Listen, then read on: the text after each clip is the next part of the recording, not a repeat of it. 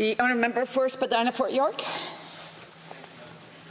On April 15th, I asked the Minister of Foreign Affairs if the government could tear itself away from its NDP partners' traditional anti-Israeli ideology and take a strong stand against the Islamic regime in Iran's missile attacks against Israel and support that country's right to exist and to defend itself. Now that the Liberals no longer enjoy the unconditional love of the NDP to remain in power, is the government finally able to formulate a balanced foreign policy that supports efforts to attain peace in the region? Madam Speaker, is the government also able to fully condemn the actions of the Islamic regime in Iran, a rogue nation that supports terrorists and does nothing to restore the peace process? Canadians are also concerned, Madam Speaker, about the government's inability to combat anti-Semitism in Canada, enforce our hate laws, and remove from Canada organizations like Samadoun that are linked with a listed terrorist organization. Moreover, Madam Speaker, recently the government indicated that the Liberals are prepared to abrogate Canada's defence agreement with the U.S. by blocking the sale of Canadian arms to the U.S. that may be destined for Israel. This divergence from the existing arms agreement will not only lead to our American allies no longer thinking Canada is a reliable partner and is failing to live up to the agreement's terms, Madam Speaker, it will likely lead them to a reevaluation of our integrated defense industries.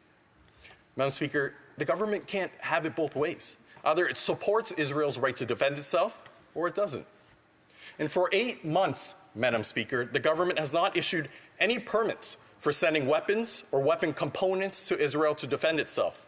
Moreover, if Canada does block arms sales to the U.S., Canada would be in violation of the 1956 Defense Production Sharing Agreement, which is a key military trade deal between our two countries.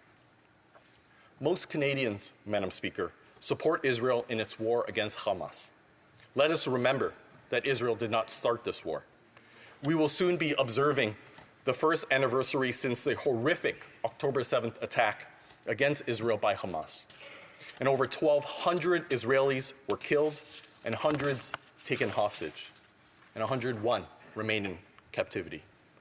Let us also not forget the Islamic regime in Iran's massive missile attack on Israel, where the Hezbollah has fired over 8,000 rockets at Israel since October 8th. Madam Speaker, Canadians fail to see the logic of this Liberal government. In the face of unprecedented anti-Semitic riots across Canada, with supporters of Hamas and the PFLP roaming around spewing their hate propaganda with immunity, and with attacks launched against Israel by Hamas, the Islamic regime in Iran, and their proxies, the Liberal government announces an arms embargo on Israel. What a brilliant policy initiative. Madam Speaker, Tehran does not want peace. When they launched their missile attack against Israel, it was not to defend Hamas or to avenge the deaths of Palestinians. It was to destabilize the region and disrupt the Abraham Accords. Yet no one saw the Liberal government demanding Tehran stops to supply arms to Hamas. Canada didn't come up with any arms embargo for Tehran. Instead, Madam Speaker, Canada decided to weaken Israel and their ability to defend itself. Why? Parliamentary Secretary.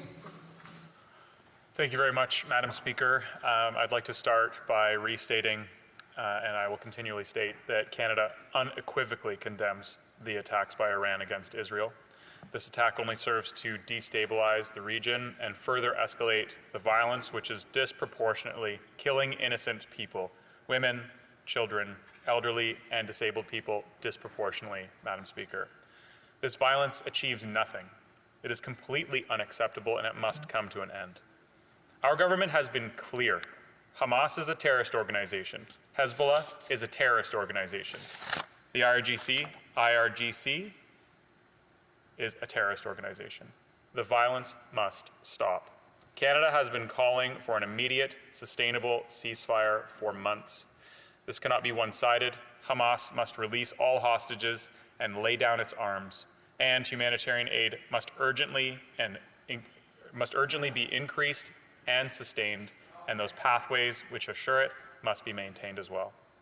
Rapid, safe, and unimpeded humanitarian relief must continually be provided to civilians as long as this conflict continues. Israel must listen to the international community. The protection of civilians is paramount and a requirement under international law. Canada will continue to push proactively to ensure that we take every measure possible to ensure that there is no further escalation and that we bring peace and stability back to the region. That's everyone's goal, Madam Speaker. The Minister has been in contact for many, many months with her counterparts in the region on this very thing, and our overriding goal is to see an end of the suffering of those who are caught in the middle of this conflict. Because civilians continue to bear the brunt of the unfolding tragedy, Canada's commitment to providing life-saving humanitarian aid remains unwavering, and we urge all involved parties, once again, to refrain from perpetuating the current destructive cycle of retaliatory violence, to lower tensions and engage constructively toward de-escalation. No country or no nation stands to gain from a further escalation in the Middle East. Thank you, Madam Speaker. The honourable member Spadina Fort York. Madam Speaker, with respect to the issue that I've raised, I will re-ask my April 15th question to the Liberal government, realizing that they're no longer controlled by their NDP masters. Will the government finally focus on the actions of the Islamic regime in Iran and its proxy Hamas and reacquaint itself with our long-standing policy in support of Israel's right to exist and to defend itself? Moreover, Madam Speaker, can the government assure Canadians that the Liberals have truly abandoned their 2015 election promise to normalize relations with the Islamic regime in Iran before the next election rolls around? Given the government's recent policy initiatives, Madam Speaker, Canadians wouldn't know it. Thank you, Madam Speaker. Honourable Parliamentary Secretary. Thank you, Madam Speaker. I'd like to reiterate that Canada is committed to lasting peace in the Middle East, which includes the creation of a Palestinian state living side by side in peace and security with Israel. Madam Speaker, that two-state solution needs to be a priority for anybody who's committed to lasting and sustained peace in the region. And unfortunately, I didn't hear the term two-state solution from my colleague's speech today. All Israelis and Palestinians have the right to live in peace and security. Canada will continue to call for a sustainable ceasefire. All hostages must be released, and Hamas must lay down its arms. We're committed to working collaboratively towards an irreversible path to achieving that two-state solution where Israelis and Palestinians and other people in the region can live securely and within internationally recognized borders. The only realistic option to achieve a just and enduring peace is just that, Madam Speaker, and Canada will continue to be there and will work with our partners and allies. Once again, Madam Speaker, the violence must stop.